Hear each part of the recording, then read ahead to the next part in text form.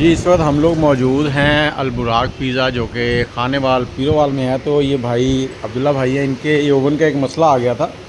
EL का option देता था, जैसे ही हम इसको ऑन करते थे तो यहाँ पर ईएल आ जाता था। पहले माइनस टेम्परेचर होता था, फिर ईएल आने लग गया। जब ईएल आने लग गया तो समझो कि किट ऑन नहीं होती थी। अब हमने इसका क्या किया, हमने मीटर खोल कर हम कारीगर के पास ले गए, उसे हमने ये दिखाया कि ये वेरिएबल चेंज करनी है, ये वेरिएबल हमें नहीं दे दो। उसने ये वेरिएबल दी, इसके अंदर 2 वेरिएबल होती हैं, आप दोनों को चेंज कर लें बेस्ट हो जाएगा, और एक को कर लेंगे तो वो भी ठीक है। और हमने जो इसको खोलने के बाद राइट साइड वाली थी वो चेंज की है और हमारा मीटर जो है बिल्कुल ठीक हो गया है।